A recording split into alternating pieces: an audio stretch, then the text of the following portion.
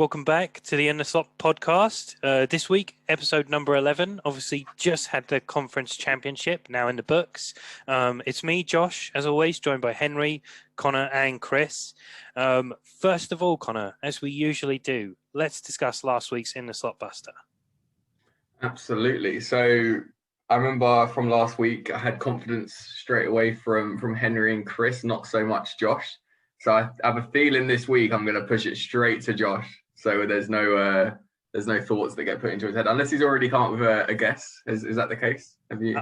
I'll be honest. I was trying to sneak under the radar, having done no homework. I thought about it for 5 seconds, so I definitely don't have it. We will be going straight to you then. So just to reiterate the clue for those who might have forgot, last week's cryptic clue was breaking news. Oh no, wait, that's old. Anyway, I'll tell you. You play on me every week. So, like I said, some very strong confidence coming out of Henry and Chris. So, Josh, take us away. What was your thoughts on this? And yeah, I can only really attest to my initial thoughts when we were going through it. I haven't given this one much thought, so sorry to have let the side down there, having known Chris and Henry already got the answer. The only thing we don't know that yet. Okay, yeah, we don't know that yet. Yeah, but we're pretty confident. I know they can beat Connor. So first thing I thought of was breaking news. Sounds a bit like a Flash. There's one ex-NFL player whose nickname was Flash, and that's Josh Gordon, Flash Gordon. I'm confident that's not the answer, but that's as close of a guess as I had. Fair enough. So I'll chuck it straight over to, I think it was Chris who said, no, it was Henry then. Henry said he had it straight away. So I'm slightly regretting saying I had it straight away now, because you just reading it back then, there's bits of it that I can't explain. Okay. So I think I've got the first bit and the last bit of mine fit really well. Okay. But the middle bit, I don't know how that works. So my guess was Justin Fields. So breaking news, Justin. Oh, this is Justin. And then you play on me every week would be a field. But I can't explain the middle bit. I can't explain, oh no, that's old. Chris, can you? No, that's kind of in my thoughts as well. And I thought maybe if it's new, it's a new player or will be a new player to the league. That's the only thoughts I just had on the spot with that bit. But I had Justin and Fields. That's what I had. No, yeah, just to confirm, it is Justin Fields. Absolutely nailed it straight away. And to explain it, it was pretty much exactly where you guys went down. The middle bit was actually just the fluff to build the story of around how we would get to Justin Fields. So breaking news exactly led into Justin, and then oh no, wait, that's old was pretty much just a way to build in that it isn't the traditional breaking news line, but instead it's that's old, and everyone obviously knows that American football has been played on a field throughout its history. So it wasn't breaking news. But I needed to use the breaking news as the Justin line. I even was looking up his middle name, which I've learned is Skylar. Interesting. Skylar Fields. Just in case that would help me explain the middle bit. But this could be an interesting introduction to the to the confusion of this game. Yeah, that was a good one, Connor. I'm actually impressed. That's probably the first time when I've been sat there and I haven't got it, and I haven't just gone, that was absolutely terrible. No. The other one, which did stand out to everyone, I know, was JJ Watt. No, yeah. JJ Watt stood out, and then we were like, oh yeah, we did get it, but it was the Michael Gallup. Michael Gallup. That was the one. And then obviously we had the disagreement where I'm not very, very au fait with how quickly horses run and how you define all that. So it was accurate, but yeah, this one's the best one in my opinion so far. So well done, Connor. Keep them up. Back to the real NFL world here, and obviously conference championships in the books, as I mentioned. Booms and busts become fewer and further between. Only 4 teams participating, and primarily if you're going to be a boom, probably your team won, and if you're a bust, then probably your team lost. Why don't you kick us off with any booms or busts you had, Chris? So obviously we only had 2 games to choose from, and the Kansas City Chiefs, to me, huge performances from Tyreek Hill and Travis Kelce. Obviously, it's not much to shout about when you say you put Travis Kelce in your fantasy sports lineup, but he tied the postseason receptions record with 13. And Tyreek Hill had a huge game, 172 yards of just 9 receptions. Fantastic game. And then I wanted to shout out the Bucks defense. Sorry, Henry. They had 1 interception, 5 sacks, played really, really well in Lambeau, in the cold, and they stopped Green Bay from getting going. Like, fantastic play. Yeah, well, good points there. And obviously, we've got to go straight to the man himself. Henry, booms and busts. Take it away. Yeah, I found 2 booms from the Packers, so I'm going to do that to make myself feel a bit better. MVS, Marquez Valdez-Scantling, had a good game. 4 catches for 115 yards and a touchdown. He showed what a deep threat he can be, particularly when we were ahead at one point. So he looked great. He's looked increasingly better throughout the season, but still obviously plagued by drops. We've got a decision to make on him going forward. My other boom was Jair Alexander, another brilliant performance, 2 picks of Tom Brady, which will now go very much under the radar, but he had a great game all game long. And that didn't matter. And partly because my bust is Kevin King, who was the cornerback opposite Jair, who had a really unfortunate game, gave up 2 touchdowns, a lot of yards, and a crucial pass interference penalty to end the game. Brutal one. My other bust would be Aaron Jones. Fumble, injury, or actually 2 fumbles and an injury, a game to forget for him. So overall, wasn't a great day for me. Yeah, tough one for many Packers fans. I don't think the rest of us have got too much sympathy, though. Chris and I were there at the start of the playoffs with the Seahawks and the Steelers. Absolutely disappointing, and Connor's had probably one of the most disappointing seasons with the Cowboys. At least it was quickly over for you, Connor. I'm starting to wonder why the first time I went to America, I went to see the Cowboys play when I should have gone to Kansas. Yeah, should have done. Then you'd be bragging right now. But Chris stole your thunder. He talked about Travis Kelce. I mean, I think whoever was going to talk about booms this week would have mentioned Kelce first. Absolutely. Was there anyone else who stood out for you as a boom or a bust? Yeah, obviously, I like my road was going to obviously be down the exact same route, but I suppose as another highlight was pretty much an almost instant comeback story from Hardman as well, because he obviously fumbled the punt return, or he fumbled the kick, and then went on the next drive, went on to score a touchdown, which is just it's fantastic. Again, being a part of that team, that competition to take the receptions from Kelce and from Tyreek Hill is brilliant, and it almost has a touch of it of, we know, like from Mahomes, it's like I still trust in you to throw him that pass after making a mistake. Is exactly what you want to see in the team that's going on to push for a win and show that team spirit heading into the Super Bowl. I think it was a great play from Mahomes and a great call from Andy Reid as well. We talked about him being the best coach. You said Hardman had the drop, had the fumble, cost a big play for the team. On the next drive, turns it around, give the young player that confidence again to go and be a difference maker in the rest of the game. Great call.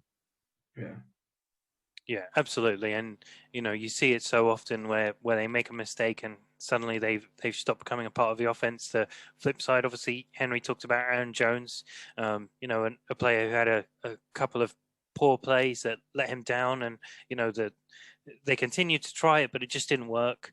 I'm so pleased, Henry, that you brought up Kevin King. We were talking about that.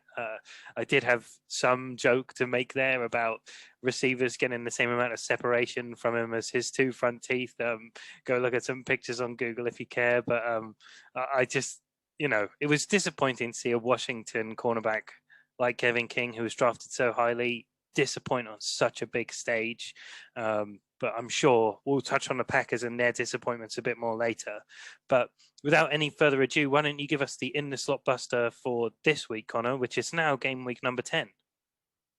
Yep, absolutely. So again, I'll take, and I do apologize to everyone who listens every week who gets the run through of what this game is, but we are also growing an audience and we want people to understand what this game is. So If that is you, comment the answer. If this is the 7th time you've heard Connor explain it, comment the answer, please. I don't want to have to go through it again, but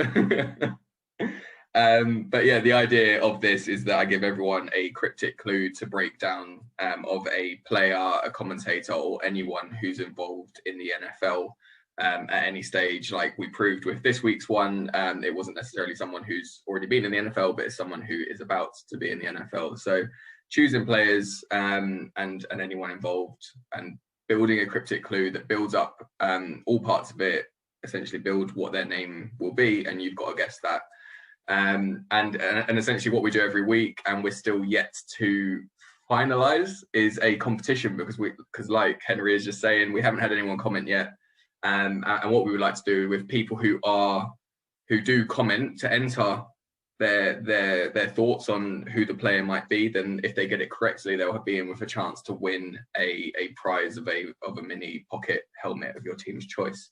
So there is a chance to win that. So make sure you comment on either our YouTube or our Twitter, where we're very active and very engaged as well. So yeah. So for now, I'll give you this week's clue. I'll read it out twice, and then similarly to everyone who's listening, I don't get any opinions from Josh, Henry, or Chris either. I let them work it out throughout the week, and next week on the podcast we get a real natural understanding of where everyone's thoughts were and how they kind of came to guessing the name, or in some cases not guessing it. So this week's cryptic clue is a short one as well. Let me say, I know we've had some long ones in the past. Michael Gallup didn't go down too well. It was a very long one, but this is a much shorter one. So let's see how this one goes down for this week. So your cryptic clue for in the Slotbusters 10 is, I like to do somersaults down by the stream. So I'll say that one more time. I like to do somersaults down by the stream. I've got a nod already from Henry. I have a feeling he's guessed it yet again. But that's in the Slotbusters week 10, and make sure you do comment and get involved for your chance to win.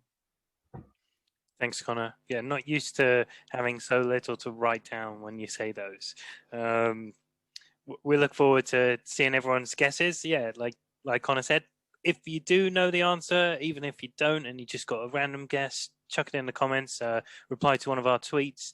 It does put you in the running for the prize. And also, more importantly, it gives us some clear winners compared to Connor. That's what we really want to start measuring. Right now, it's just me, Henry, and Chris versus Connor. We'd love to have some rest of the world versus Connor going on. Chris, why don't you give us an idea of what's going on within the NFL for COVID and injuries at the moment? Cheers, Josh. Yeah, there's not really that much to go on as we approach the climax of the season, the Super Bowl. No NFL players tested positive up until Saturday, just gone, obviously just ahead of the championship games, which is good. There was 2 positive tests amongst personnel, but none amongst the players. I haven't seen any news in the last couple of days about any new positive tests around the league, which is good. And then the only injury news I could stumble across was the Chiefs' offensive tackle, Eric Fisher, who came out of the game late against the Bills. He is likely to miss the Super Bowl with an Achilles injury, which is a massive shame. I don't think he's been ruled out just yet, but it doesn't look likely that he will play. Thanks, Chris. And obviously, we'll take a look again next week. We'll probably get an update on Eric Fisher then. But yeah, tough to see when you've reached the Super Bowl and you go out with an injury like that. Fortunately, his team's there, but disappointing end to a season for him if it is. Just on a sensitive topic as well. Recently, we saw in the NFL there's an offensive lineman this season just played for the Seahawks, Chad Wheeler. Had some serious assault allegations against him. Absolutely disgusting acts, to be completely honest, and they've been heavily condemned by the league. But seems like every year something like this comes about. So just a quick point while we're on sort of a news section, not related to that one at all. Just as a Packers fan, this past week, Ted Thompson passed away. So our former GM drafted Aaron Rodgers amongst many other great players of the Packers era. Won the Super Bowl with the Packers and Mike McCarthy. So as a Packers fan, it's some sad news, but a big part of our history. So just a shout out there to Ted Thompson. Yeah, thanks, Henry. Yeah, well, obviously there's been a year of that as well. So yeah, nice to look back fondly and obviously remember him at a good time. But let's talk about the conference championships last week. Obviously, cracking pair of games. I mean, it's exactly probably what every NFL fan, definitely from a neutral perspective, was hoping for. We talked about it, the 4 best quarterbacks in the league going head to head, some great standard of play. Connor, what did you make of the week?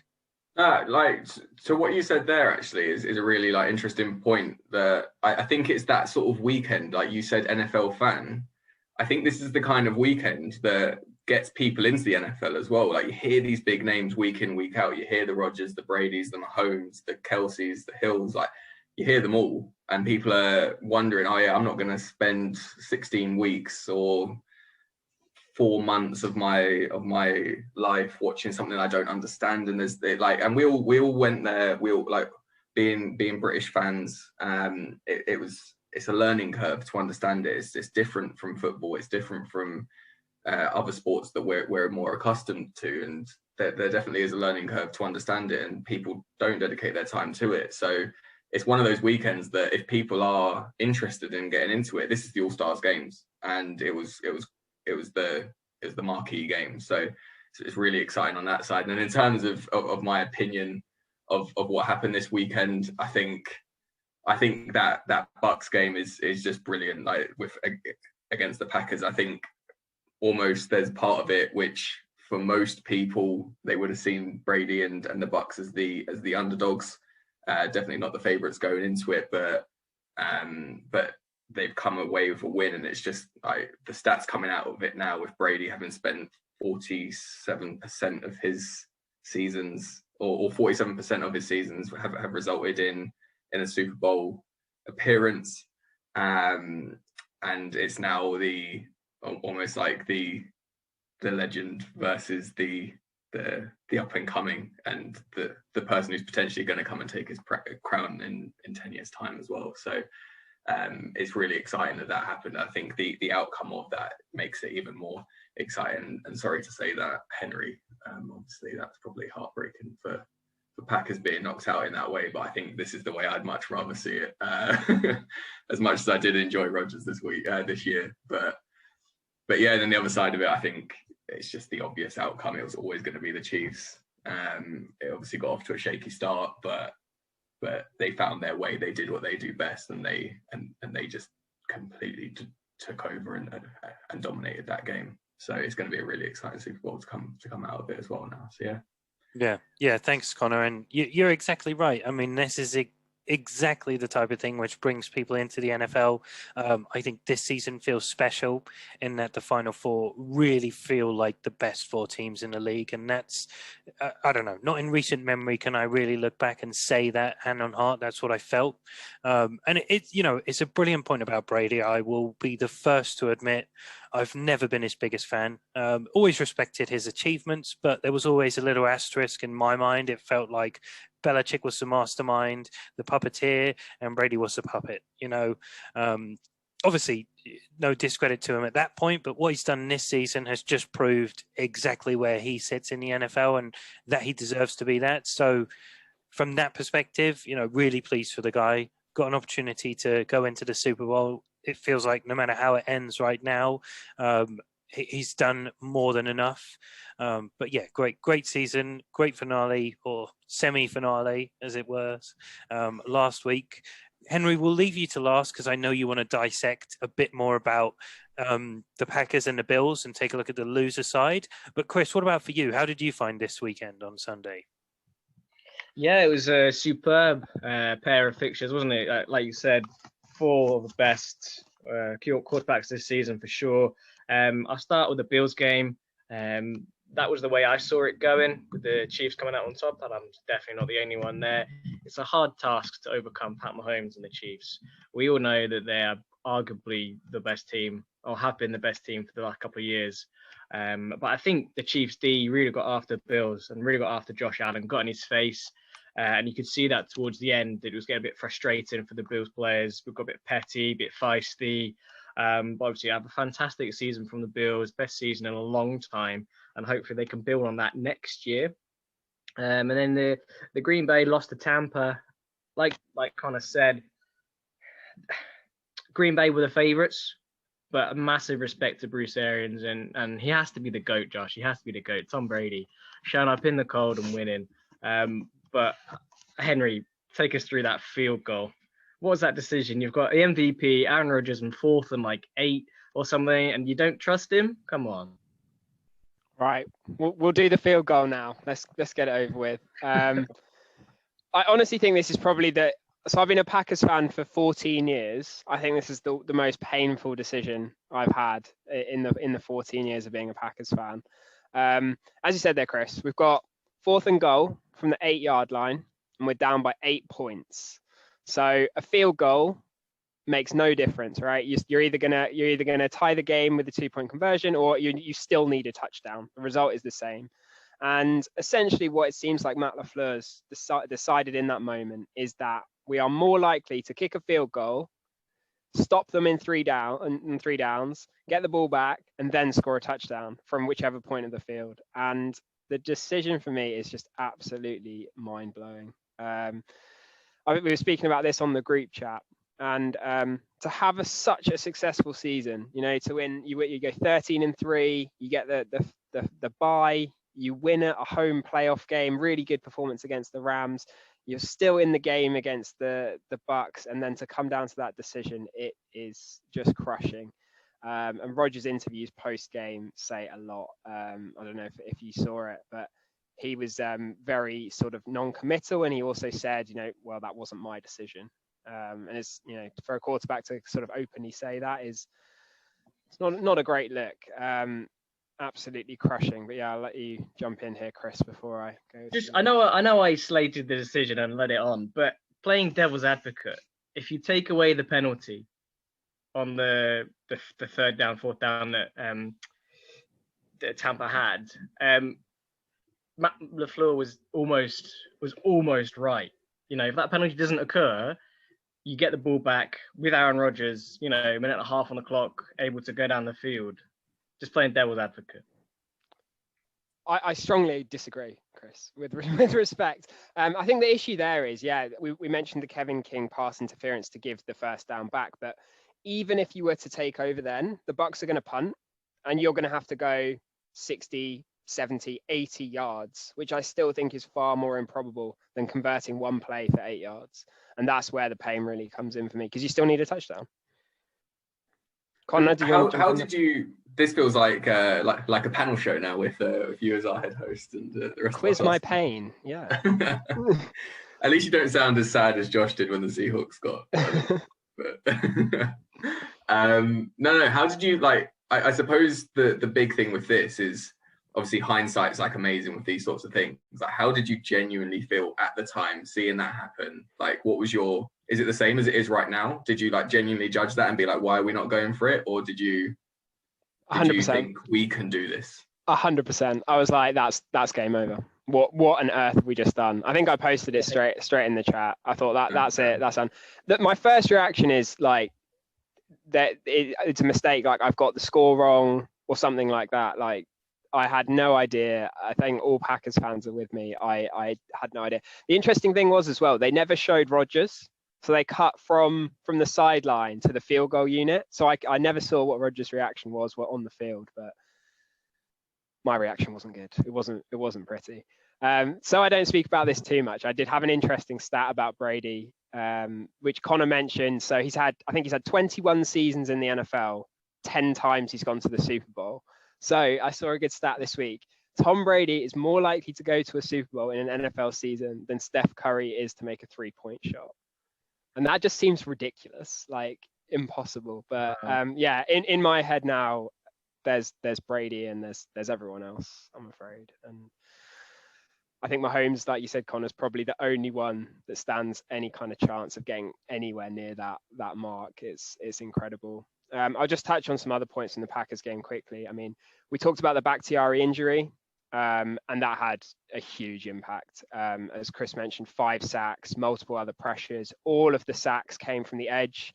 Our interior offensive line with Lindsay and Elston Jenkins was very solid, and Rick Wagner and Bell really struggled at tackle. We really felt that loss, and Shaq Barrett and Jason Pierre-Paul really did feast on Rodgers and made us struggle a lot with that. But I'll leave it there. I'll leave it there for the Packers. I think we might plan a Packers season recap episode or mini episode at some point. I would just like to do a quick shout out to the Bills, and Josh, I'm sure you'd like to come in on this as well. But a couple of weeks ago, we spoke on what would be a successful season for the Bills. And I think me and Connor both settled on one playoff win would be, they've arrived, and they got 2, and they came close and played the Chiefs really well. So Bills deserve huge credit for how they've developed Josh Allen, huge credit for the playmakers making the Stephon Diggs trade that they've drafted well. So much credit for them. And I'd love to see them be back in the playoffs soon and competing for another Super Bowl. Yeah, I'm so pleased you brought up that storyline, Henry, because that was the exact line I was going to go down. Is what was a successful season, and we all settled on it. And maybe if they were in the NFC, a successful season would have been a Super Bowl appearance. I mean, the one question mark which kind of lies there for me, just a little bit on the Bills, and he stuck out a bit. We were talking about the top 4 quarterbacks in the league, and for me, it was apparent it was the top 3 and Josh Allen. A clear number 4, definitely above the rest of the league. But it just didn't feel like he had what was needed to drag his team across the line. I don't know. It's different when you play against the Chiefs, when you play against Mahomes, playing as Mahomes. But it just never felt like there was any chance of Josh Allen to win it. And that doesn't seem like something you expect in that game if that quarterback's performing to the level he should be. So for me, Josh Allen obviously had a masterful development this season, and so much can be said for everyone involved in that. Great credit to them. Hopefully he backs it up again next season. I just love to see him go that one step further, really feel like he's the driving force behind the team rather than a benefactor and a key contributor, but the leader there. That's the one thing I'm looking for. I think there's probably only been one time so far when we've recorded this pod, and I've wished for everyone watching that we had video, and that was when Connor was posing that question to you, Henry, just about the Packers and the season. That's the most animated I've ever seen you, the most disappointed. Safe to say it probably came across in my voice more when I was talking about the Seahawks, but I think if your face was a picture for words, it was obvious how much that hurt. This felt like Aaron Rodgers' season, didn't it? I mean, we talked about it. It felt like this season the Packers were actually going to win it all. I think so, yeah. I think that's exactly how it felt as a Packers fan. I think the problem or the concern now is that we might have quite a lot of turnover. We've got a few people who'll be leaving as key free agents, but then also, Rodgers is now, Rodgers was drafted the year after Eli, Ben, and Rivers, and they've all gone. So you start thinking, like, how long does he actually have left? Now, obviously, he's playing unbelievably high level, but not sure there would have been a better opportunity to win one. Mahomes isn't going anywhere. So yeah, agree, Josh. Yeah. Well, yeah, like you said, Henry, we'll do some mini episodes. We'll dissect all 4 of our teams and many others. Look ahead at the draft. So plenty of off-season content to come, and we can delve a bit further. But let's talk about the one thing we've got to look forward to this week. Usually we don't look forward to it at all. I would say this year, probably even less so. The virtual Pro Bowl, as it is going to take place on Madden 21. The AFC will be represented by Deshaun Watson, Derrick Henry, Snoop Dogg, and Keyshawn Johnson. The NFC will be represented by Kyler Murray, Jamal Adams, Bubba Wallace, and Marshawn Lynch. And basically, what that means is each one of those 4 players from either side will play a quarter of a game on Madden, and then it will be the combined result. I can easily say right now, I won't be tuning in. I probably won't watch any highlights. Snoop Dogg's come out, said he's a Madden star. So maybe the AFC absolutely dominate, but yeah, I mean, maybe if Marshawn Lynch does some press conferences, then I'd tune into that. What about for you, Connor? Anything you're looking forward to this week?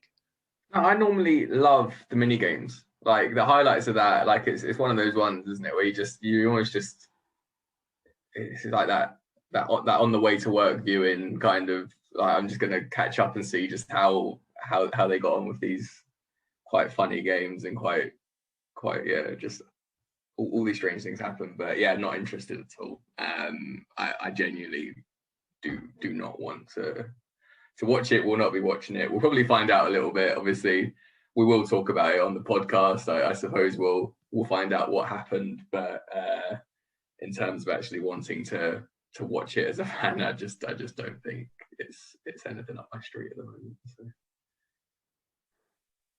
Yeah, maybe Snoop Dogg really shows us he is the Madden king. I don't know, Henry. You looking forward or making any predictions there? No, I have no idea. That's a bit of a strange one. I mean, they have to hold something, I guess. But do you know what are the rest of the players doing? Are they watching or nothing or what? I wish I had more info. I don't. was desperately trying to find info. I just remember I saw on Twitter about the 4 players from each side, so I managed to quickly find out. But I got no idea. But like we said, even at the best of times, the Pro Bowl's boring. We knew they needed to mix it up. You're right, Connor. The skill games added an interesting element for a snippet watch, but yeah, they need to do something. They need to change up the system. Forget about this year, but yeah, Henry, any thoughts? I will say just a quick one. I think the Pro Bowl voting and the people selected to the Pro Bowl was better this year than normal. I think it was less name dropping, and there were some players with lesser known names who did make it, who thoroughly deserved it. People still seem to only know about 2 or 3 centers. So Marquise Pouncey just makes it every year, despite whatever performance he gives. Like, he could barely walk this year and retired, but still made it. But I think on the whole, I was quite pleased to see that the Pro Bowl voting was more accurate this year. Yeah, it's just whoever's the most active or been known for the longest on basically all of the offensive line except for left tackle. And it's usually who's been overpaid in free agency a couple of years before. But yeah, I agree. I think the Pro Bowl was much fairer, the voting this time around. But let's talk about something we probably all know a little bit more about. Connor, give us this in the slot buster from this week. Yeah, so for one last time today, I've got the in the slot buster cryptic clue for everyone, just as a last reminder, to make sure that you get your guesses in, whether it's on Facebook, Twitter, or in the YouTube comments, for your chance to win a prize. And it's a bit of fun anyway. I know the guys enjoy it. Throughout the week, they spend long, hard nights thinking about their answers, and for some people, again, it just clicks straight away. But it's great to see that we're starting to get some split opinions, and we'd love to see that from you guys listening as well. So your cryptic clue for this week. Oh, and do make sure that you if you do comment, to let us know by about 8:00 on a Wednesday. That's when we film our next week of podcasts. So just make sure that you do get that in on time. So the cryptic clue for week 10 of the In the Slot Busters is: I like to do somersaults down by the stream. Thanks, Connor. You look so proud of yourself there. I think we were just sharing some glances. I think all 3 of us have got it already. So hopefully that means this one is relatively easy for the listeners. Let's definitely get some guesses in. Give out some of those free helmets we've been promising away, but never had to deliver on. Be really nice for someone to start to beat Connor. Saving us cash, guys. Yeah, exactly. Yeah, no cost here to us just yet. Hopefully that changes this week. Obviously, always like, subscribe, follow us on Twitter, all the usual stories, and do comment if you think you got the In the Slot Buster.